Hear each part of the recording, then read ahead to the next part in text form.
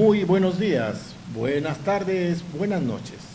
Les saluda Fernando Garzón Orellana en este programa denominado Solidaridad, que se transmite a través de un canal muy representativo de esta comunidad alternativa en estas batallas cognitivas, como se dice.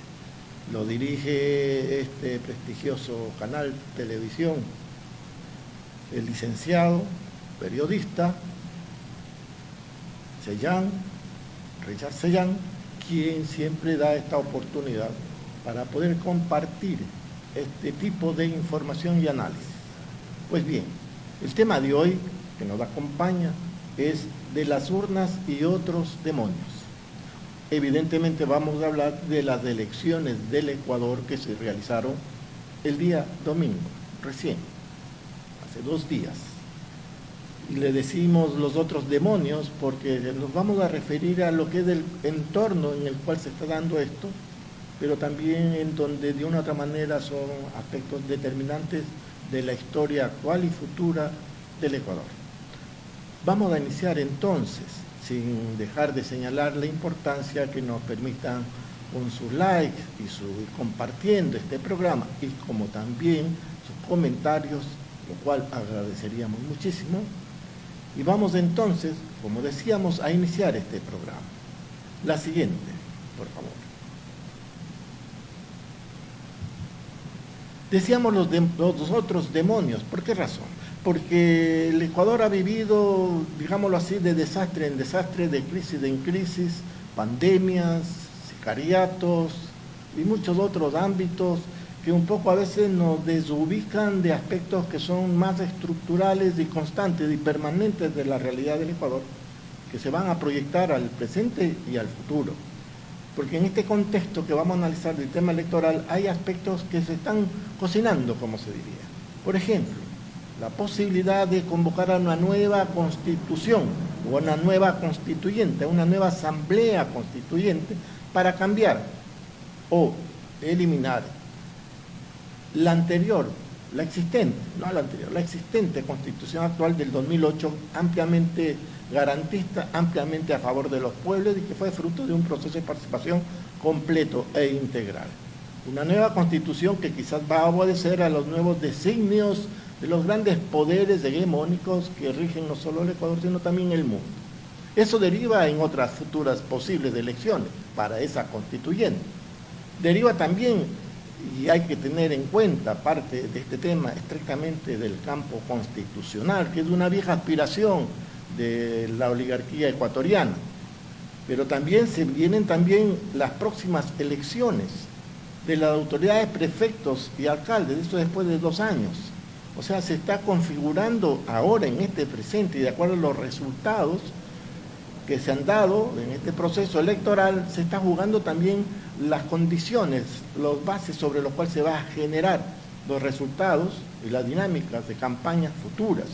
Tenemos también de por medio la posibilidad de que si la composición del actual gobierno, que continuaría de acuerdo a los resultados actuales electorales, el incremento de ciertas deudas, tanto vinculadas a temas ecológicos, financieros de múltiples tipos, algunas señaladas como opacas, otras como, por ejemplo, con el Fondo Monetario Internacional, los bancos privados, etcétera. También se puede estar estableciendo claramente un reposicionamiento comercial con los Estados Unidos por el tema de los aranceles y cómo adecuarse bajo el sometimiento real de la imposición desde los Estados Unidos, como lo está intentando hacer Estados Unidos en muchas partes del mundo, en donde Ecuador, si no tiene una posición digna, firme, soberana e inteligentemente planteada desde el punto de vista económico, puede ser subsumido en una dinámica que puede afectar grandemente la economía de nuestro país. Ya la está afectando, porque hay un 10% de aranceles de impuestos a todos nuestros productos de exportación que ingresen a Estados Unidos. Estamos hablando incluso banano, flores y otros, que está generando ciertas reacciones adversas de sectores productivos. Tenemos también el tema de la dolarización, la relación crítica con China, con los BRICS, este bloque mundial que está haciendo un contrapeso al mundo occidental económico, o sea, Europa y Estados Unidos, la continuidad de lo que hasta ahora no sabemos exactamente en qué consiste, del Plan Fénix, que está asociado a otros ámbitos que determinan claramente un carácter nuevo de la configuración del Estado, del poder y la acción vinculada al tema de la seguridad. Tenemos también esta aplicación de los acuerdos, del acuerdo de fuerzas, de posibles procesos de instalaciones de bases militares. O sea, tenemos también un alineamiento geopolítico, incluso militar, con respecto al Pacífico, el rol de las Islas Galápagos. Bueno, ustedes pueden leer ahí reforzamiento de privatizaciones, entre otros aspectos que cada uno son más importantes que otros. Y uno en particular, en el ámbito que han sido los temas preferenciales que nosotros hemos tratado acá, el alineamiento diplomático total con el lobby de Estados Unidos y de Israel. Eso es sumamente grave porque implica una relación contra Palestina, Venezuela, Cuba, incluso Irán. Muy bien, en este contexto, la población, los medios, toda la gente está concentrado en el tema electoral. Pues bien, veamos el tema electoral, la siguiente. Veamos en cómo este tema electoral está visto desde diversos ámbitos de los medios de comunicación, con los titulares. The Guardian, famoso medio británico, obviamente muy asociado a los sectores financistas que controlan el mundo, y ellos dicen que Ecuador emitirá veredicto sobre la guerra contra las drogas en una reñida segunda vuelta presidencial. Esto lo dijo el Guardian, título, antes de que se dé el día domingo pasado las elecciones. Esto es concentrado el tema de lo que iba a ser este tema de elecciones con respecto al tema de las drogas. Claro, a un lado se quedaba el tema de la pobreza, quedaba a un lado el tema de la seguridad, la violencia, quedaba a un lado estos acuerdos que se están haciendo, pero The Guardian consideraba que este era el punto clave que se definía en las elecciones. La siguiente. Y así tenemos en la siguiente, en cambio RT, que es un ámbito RT, que es un medio muy vinculado a Rusia, acá pone una descripción del hecho, o sea, las claves del balotaje en Ecuador, que enfrenta a Luisa González y Daniel Noboa.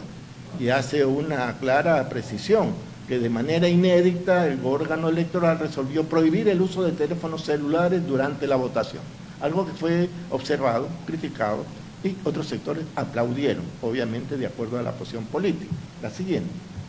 Aquí tenemos otro Infobae, ahora muy conocido, casi se ha convertido en el eje que determina la línea de comunicación o cognitiva de muchos medios, privados por supuesto, que inciden un poco a establecer un poco la línea cognitiva, el tema del relato de algunos medios privados. Y tenemos el título, ¿Ecuador podrá superar al expresidente Rafael Correa? O sea, son títulos, o sea, realmente maliciosos, como se diría, pero nos da una pauta de cómo estos temas van estableciendo casi como una incidencia directa sobre el criterio de la población.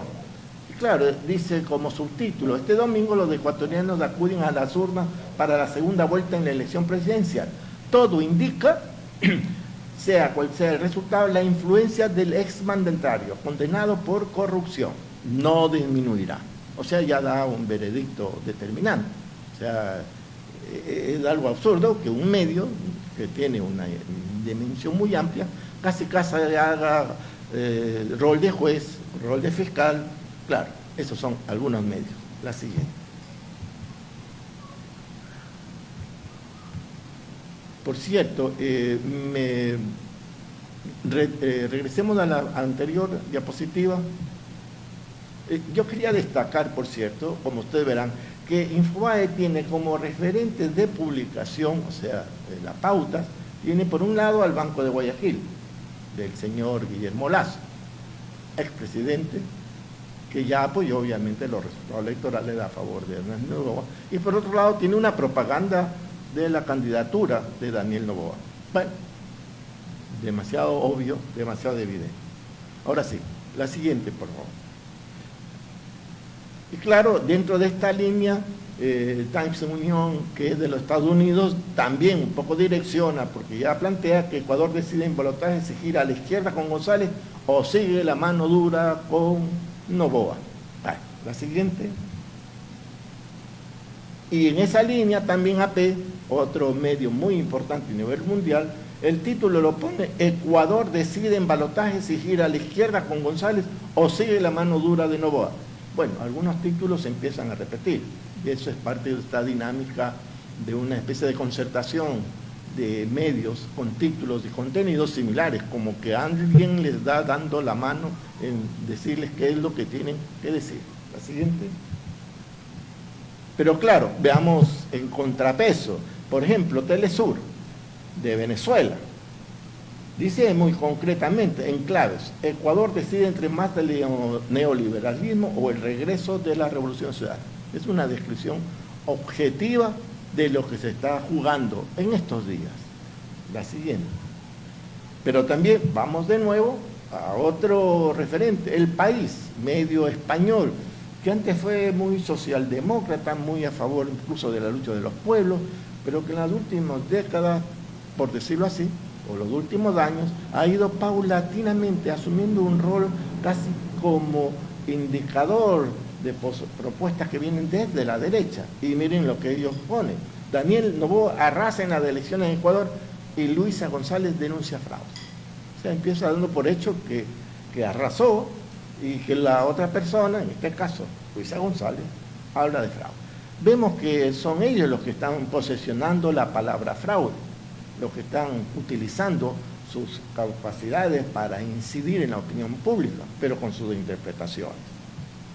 La siguiente. Y sigamos así. La Razón,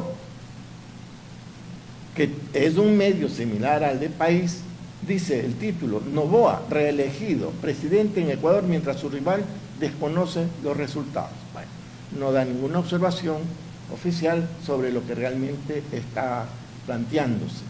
La siguiente. Y France Press, también muy conocida, más o menos en esa misma línea: elecciones en Ecuador, y ya da por hecho que hay lo que González apunta a un supuesto fraude electoral. O sea, no desarrollan la noticia ni el por qué, algo que sí lo vamos a hacer ahora, pero están todos estos medios hablando de fraude, como que ese es el tema principal. No hablan de la democracia, no hablan de estos puntos demoníacos que decíamos al inicio, de algunos puntos claves del desarrollo del país, relacionado con el comercio, relacionado con la seguridad. El tema es el fraude, lo cual es contraproducente, porque hay temas importantes que se están saltando. Y vamos un poco a tener un referente más exacto en la siguiente presentación de la siguiente lámina, por favor. En esta lámina vamos a hacer un recorderis del pasado, así decía un insigne profesor mío en el colegio. Un insigne decía: un recorderis del pasado. Él daba biología, ¿no? Pero hablaba de recorderis del pasado. Pues bien, vamos a hacer eso, porque aquí hay un dato que nos pareció muy importante poder compartir, porque es de 1996, en donde el título dice: los dos candidatos a la presidencia de Ecuador se autoproclaman vencedores en las elecciones de ayer. Están hablando de las dos candidaturas que habían participado el día anterior, domingo, 7 de julio, en lo que fue el balotaje, el segundo vuelta electoral, entre el muy conocido Jaime Nebot, sí, el mismo, que hasta ahora lo seguimos teniendo, no cerca, sino mientras más lejano, pero teniéndolo aquí en nuestro país. Y por otro lado, otro personaje icónico, medio payaso, pero sucede que igual no les cae muy bien a ciertos sectores de la política en ese tiempo. O sea, estamos hablando de Abdalá Bucaram. Pues bien, Abdalá acusó públicamente al Partido Social Cristiano de haber propiciado un fraude informático. Esto es, señalando que había un fraude de por medio. Obviamente todavía no se habían expresado los resultados. En ese tiempo se tomaba un tiempito más, algunos días más, para ver los resultados. Y hay algo interesante, porque ahí también aparecen algunos personajes, algunos que ya no están por nuestro mundo, como es Meller, que era brazo derecho de Nebot, y antes de famoso Febres Cordero, que hace claramente que se manifiesta de una forma muy coloquial. En política no importa con cuánto se gana en la política, como en el deporte, importa qué se gana. O sea, bueno, eso ha declarado Nebot, pero es un poco en la línea de esta dinámica de aprobación de un resultado. ¿Por qué esta confianza tan grande que tenían los socialcristianos de ganar? Bueno, miren ustedes, y esto es bueno por la siguiente, por favor, porque nos da una pauta de una especie de fijación electoral.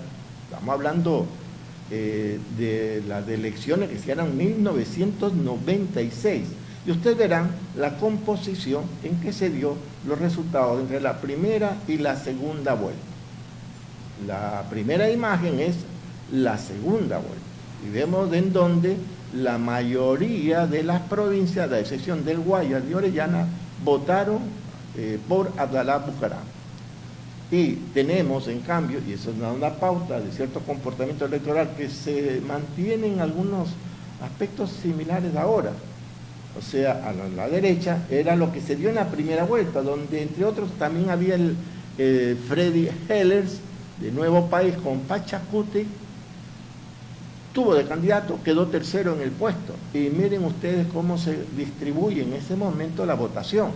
Lo rosado es todo el voto que se dio a Pachacuti en ese tiempo. Gran parte de la sierra, gran parte de la Amazonía. Estamos hablando del 96. O sea, estamos hablando, si no me equivoco y no me insulta la conciencia, 20 años, más 30 años. Pues bien, pues ahí tenemos del color café oscuro era los que votaron por Abdalá, y el amarillo los que votaron por Nebot. Y luego ya en la segunda vuelta, que es de la primera imagen que ven ahí tenemos cómo quedó en la segunda vuelta, en donde solo Guayas y Orellana estuvieron a favor de Nebot en términos de cantidad de votos. Pero veamos por qué hago esta referencia.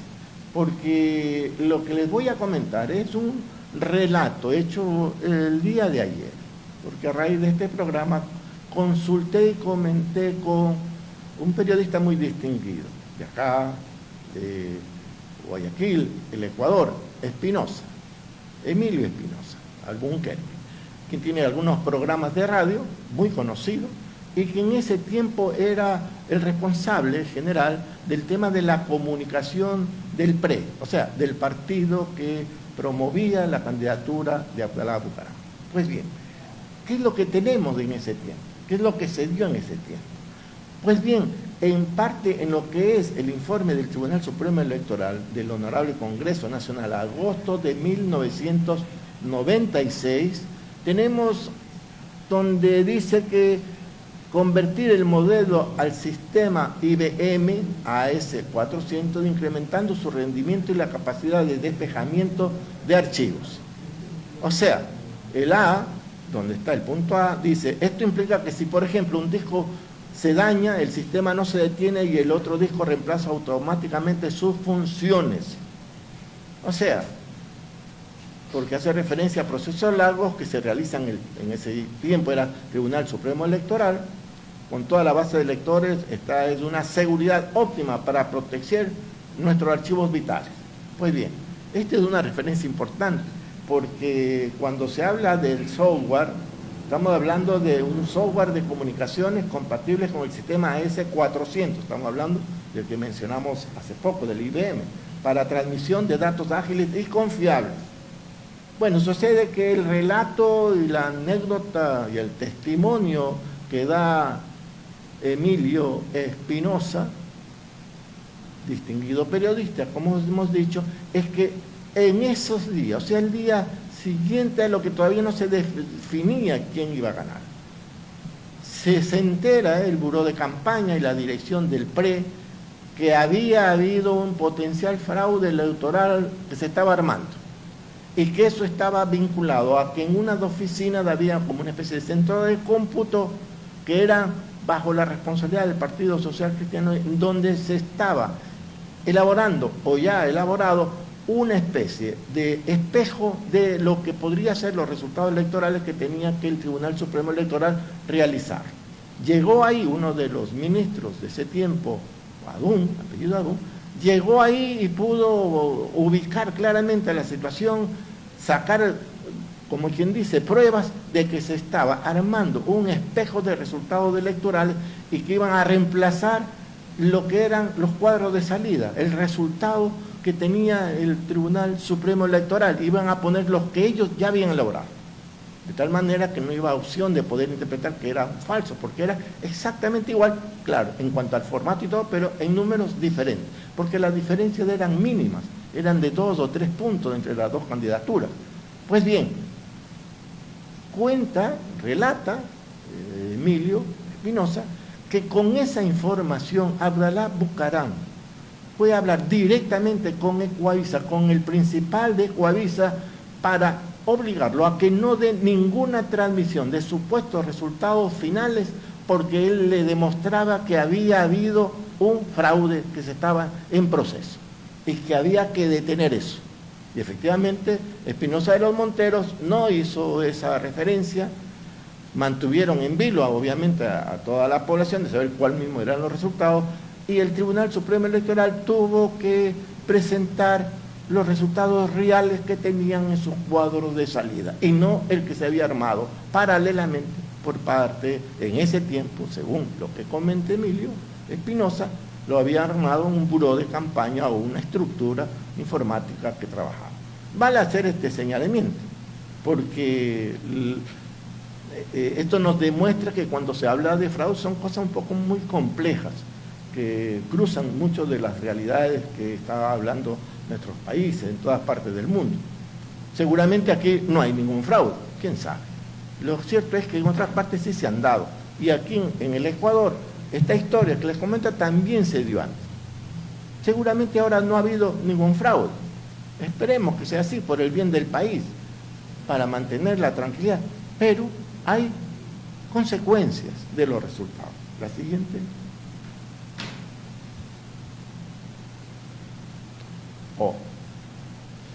Creo que lastimosamente no señalé los cambios que había que hacer.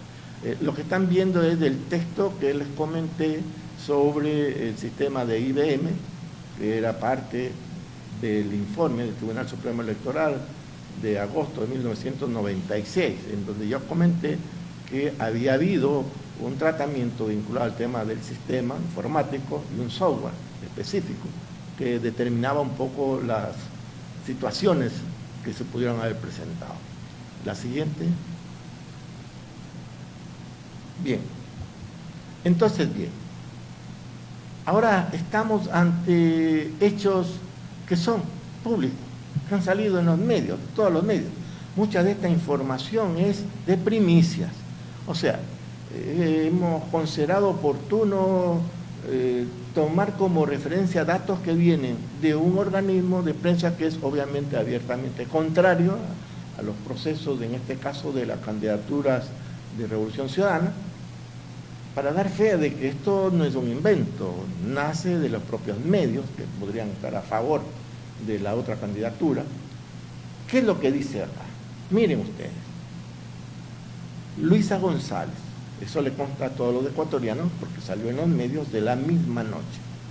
Hoy dice, no reconocemos los resultados presentados por el CNE, dice González, Luisa González, la candidatura a presidencia de Revolución Ciudadana y la unidad de algunos partidos. Dice también que se ha dado el mayor y más grotesco fraude que hemos presenciado los ecuatorianos. Esto afirma Luisa González y ha sido difundido ampliamente por muchos medios, incluido este, obviamente también El Universo, obviamente también El Expreso y muchos organismos internacionales, organismos, medios de comunicación, utilizan los mismos términos, las mismas referencias y hablan del fraude. Todos saben que estos resultados son imposibles. Eso lo dijo en su momento Rafael Correa. Pues bien, veamos datos que nos permiten un poco ubicar en qué contexto se dan ese tipo de afirmaciones. Y tenemos en la parte derecha que la población del país son 18 millones de habitantes y que están registrados 13 millones de habitantes registrados para el tema electoral, y que los votantes son 11.264.489. Pues bien, de estos en la primera vuelta participó el 82.3%, y en la segunda vuelta, donde está esa franja verde, vemos a continuación, 83.76%.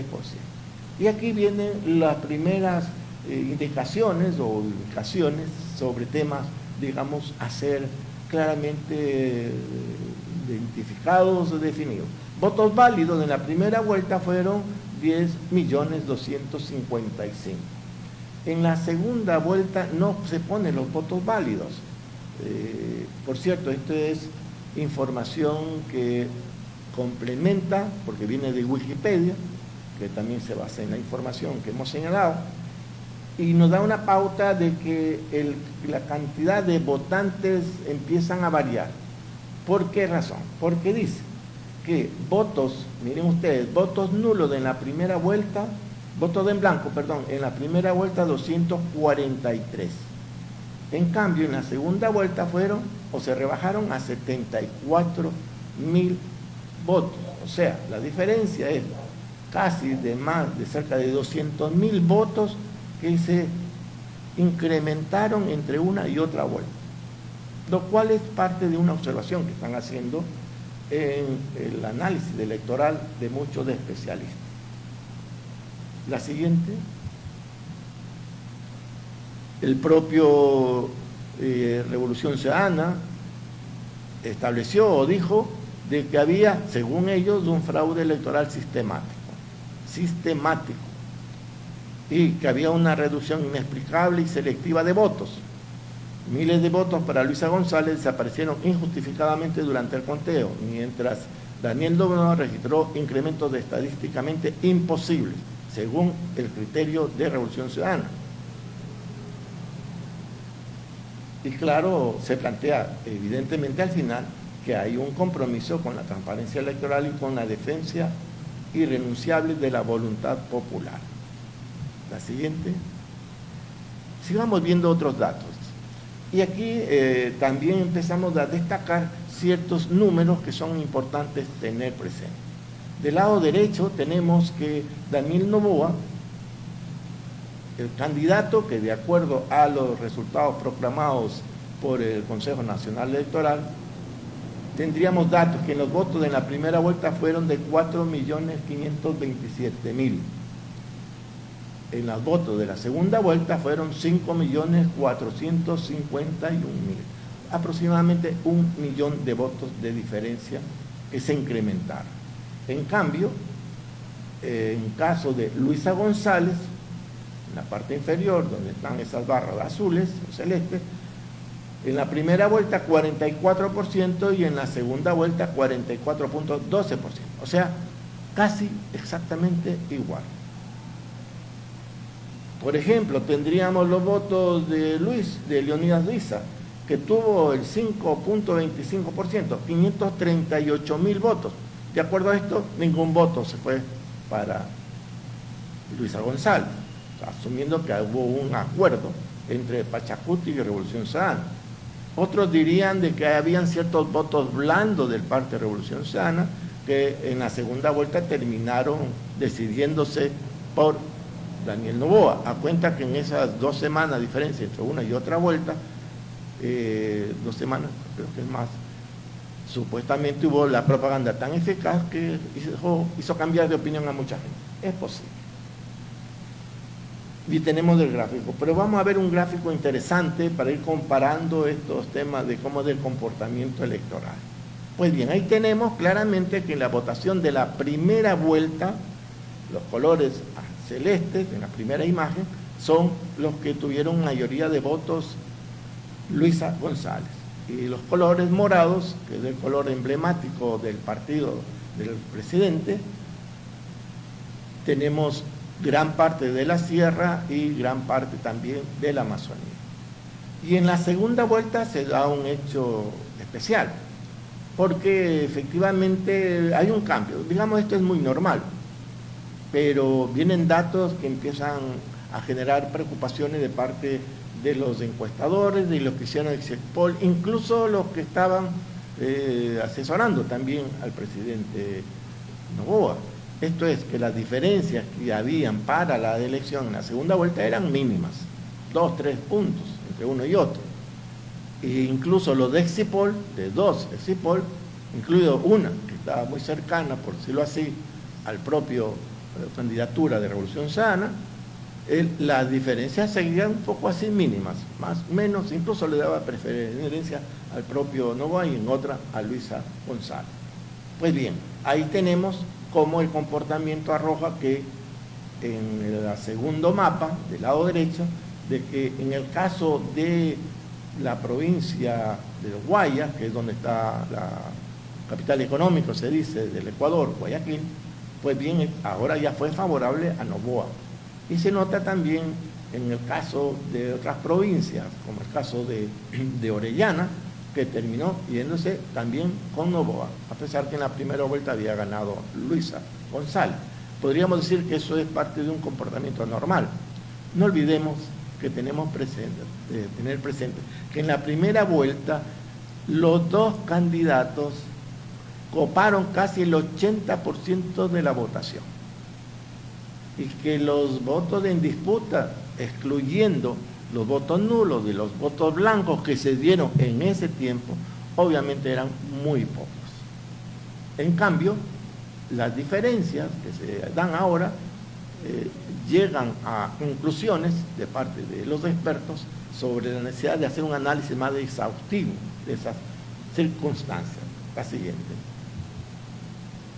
Por ejemplo, el caso, ya ahí veíamos, disculpen, también me salté, no indiqué el cambio de diapositiva. Ahí tenemos efectivamente lo que señalábamos, cómo es el comportamiento en la primera y en la segunda vuelta en cuanto a la ubicación por provincias. Los colores de azul corresponden a la candidatura de Luisa González y los colores morados de la candidatura de Noboa, y en el otro, en la segundo, está a su vez, pero en función ya de la segunda vuelta. Pues bien, la siguiente. En esta vamos a ver un ejemplo de lo que pasó entre la primera y la segunda vuelta, explicado solo en una provincia, en el caso de la provincia de Esmeraldas. En la primera imagen, Luisa González sacó el 51.71% y Daniel Noboa el 48.29%. Entre los dos casi cubrían el 100% del electorado, porque esta fue la primera vuelta, o sea, habían otras candidaturas, pero otras candidaturas quedaron casi invisibilizadas ante la concentración o la bipolarización de las dos candidaturas.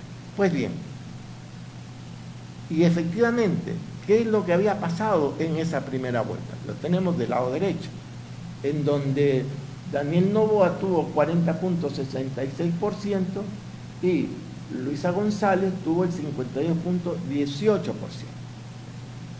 Entonces aquí vemos que Luisa González rebajó la cantidad de porcentaje y también del número de electores. O sea, pasó de 52 que tuvo en la primera vuelta, bajó a 51.71 en la provincia de Esmeraldas. Y Daniel Noboa pasó de lo que originalmente él tenía 40% de votación, subió 8 puntos, 48.29%. Bueno, esos también son parte de los análisis que están haciéndose. La siguiente. Y viene otra de afirmaciones en donde Primicias destaca con el título Elecciones en Ecuador, tesis de fraude dentro y fuera de las filas del correo. Ese es el título de Primicias, que como vemos procesiona el tema de esto en primera plana. Y también dice que el expresidente Rafael Correa va a hacerse eco de publicaciones de militantes de la Revolución Ciudadana que pasaron de hablar de un fraude en el conteo de votos a otro, al que él llamó fraude estructural y sistémico. Es una frase que devela que hay otro tipo de afirmaciones o de interpretaciones sobre lo que supuestamente podría haber ocurrido en las elecciones de segunda vuelta, en donde cuando poníamos el ejemplo del caso hace ya muchos años del fraude informático en el tiempo de Abdalá Bucaram, en contraposición a Nebot, que estaba también de candidato en 1996, sucede que pasan los años, pasan las décadas, y la escala de los procesos tecnológicos vinculados al asunto electoral evidentemente también van variando, van cambiando, van incorporándose nuevas tecnologías. La complejidad de eso escapa de nuestra capacidad de entendimiento. Eso lo tendrán que definir los expertos. Pero es evidente que lo que está planteando Rafael Correa apunta más allá del estricto tema de contagio de votos, vacíos o sin firma, que es muy natural y común, que se da en todo proceso electoral, y pareciese que esto implica otra dimensión. Esto, el tiempo, la historia y los medios que quieran publicarlos nos podrán poner en conocimiento si es que esto se diera. Pues bien, con esto hemos entonces concluido un análisis sin perder la perspectiva que durante estos días en donde el tema electoral es lo determinante, tenemos a otros demonios. Hemos detallado lo que hablan las urnas, los datos, más allá de la opinión personal que exista de uno o de otro. Pero los otros demonios, que al final de cuentas son los que trazan la historia actual y futura del país, están ahorita como en segundo plano. Cada uno se pondrá el posicionamiento. Pero tengamos en cuenta, por más electoral que sea el momento, lo que está corriendo es una amplia pobreza en la población ecuatoriana, una amplia inseguridad, y eso se da en un contexto en donde se están definiendo, concretándose en pleno proceso lo que son las preparaciones para próximas elecciones de una nueva constituyente, lo que es este tema de conflicto mundial por el tema de aranceles, el impacto en la producción, el impacto incluso a nivel empresarial, este alineamiento con China con respecto al tema de Estados Unidos, del tema de los BRICS. O sea, hay un poco de elementos que se están generando, están en pleno proceso, ya empezaron, se están concretando, pero no es aún un tema fundamental, se asume en procesos de campaña. Aspiraríamos que en procesos de campaña estos temas sean también considerados importantes y determinantes. Al final de cuentas son temas en donde nos jugamos las vidas futuras propias y de las próximas generaciones. Gracias.